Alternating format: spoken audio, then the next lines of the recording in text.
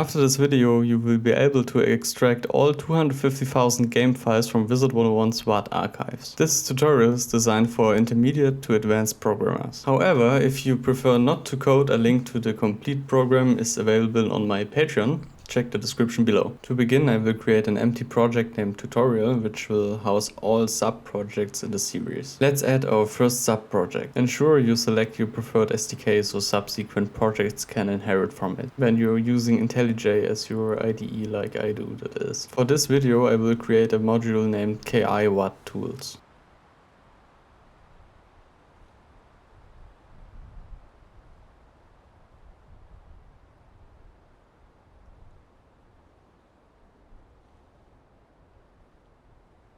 Next, create a package with a suitable name to store all our source files.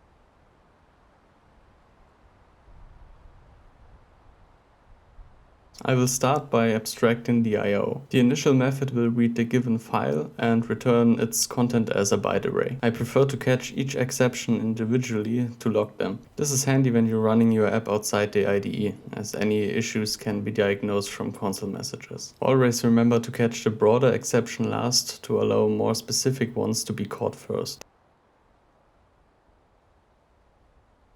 The subsequent method checks for and creates directories if they don't already exist. This is crucial when writing to a new file, preventing potential write failures. Then I will create a method to write to a file and create directories as necessary. If directory creation fails, the method exits early since we know everything else will fail as well. Exception handling follows a similar approach to the read method. Let's close that file since we are finished with it and continue to create a utility class that will help us make sense of those bytes we get when reading the file. I called mine raw file data interpreter, but call yours as you see fit.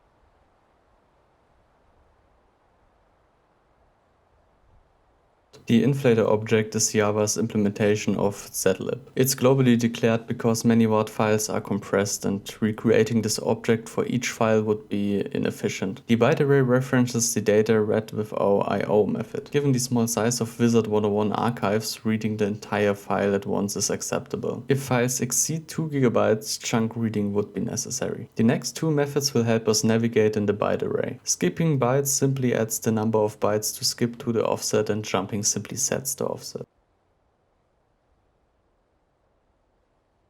The getNBytes method is useful if we need to create a copy of data to use it elsewhere. For example, if we want to send contents of a file to the I/O write method. It returns a copy of our data array starting at the current offset and of length we passed in.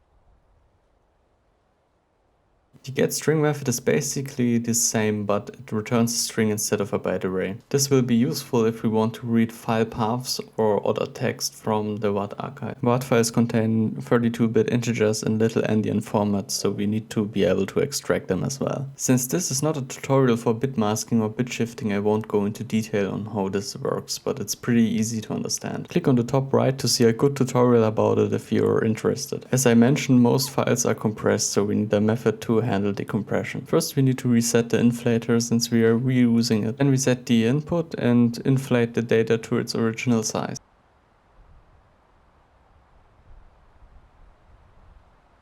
The getNBytes compressed method is the same as our normal getNBytes method, but it uses the decompression method we made to decompress the byte array. We will use it when we know we are going to read compressed data. Next thing we are going to do only makes sense when we are looking at the file spec sheet I made for you guys. Link to that is in the description. I create a class that only holds the data of a file description to make our lives in the extraction process a little easier. Here you see me adding the Lombok dependency to our project.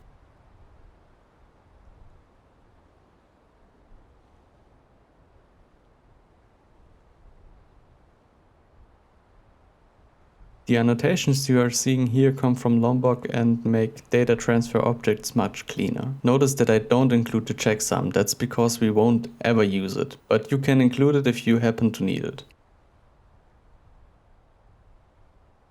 Now let's get to the heart of this program, the extractor. I declare the input path, output path and data interpreter globally so I don't have to pass them as function parameters. This is fine since this class serves only one purpose anyway. The first method we will add will extract a single file description from the archive. I skip the checksum and subtract 1 from the path length because of the spacing byte. But don't forget to skip that byte after.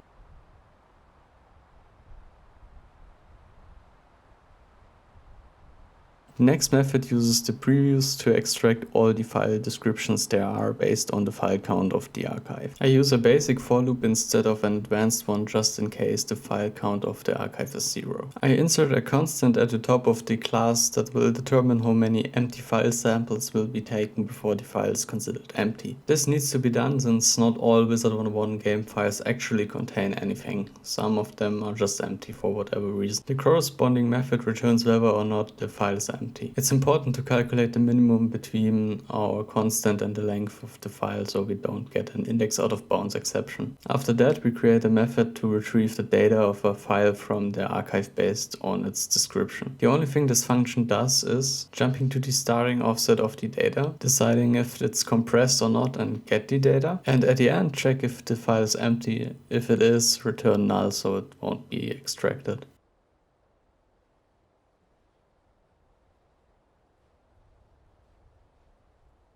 The final thing to do is to combine all those methods we created and check if it's a valid KIWAD archive. First, the data of the file is read. If it's null, return false, so we know the extraction failed. Then set up the interpreter with our data and check if the file starts with KIWAD. If it doesn't, also return false since it's not a valid KIWAD archive. Next, we read the version of the archive. That's pretty important because all versions starting from version 2 have a spacing byte appended at the end of the header we need to skip. We read the file count and then skip the spacing byte if we need to. After that, we read all the file descriptions and extract the corresponding files to our output directory. Now we create a main entry point to our program so we can use it. And that's it for this video. Don't forget to subscribe so you don't miss the next part where we go over extracting the NIF files from Wizard101's game files, which contain entire scenes, models, textures and lighting information. Hit the like button if you found this video helpful and join me on Discord, link in the channel description if you need help with this. Have a good one and until next time.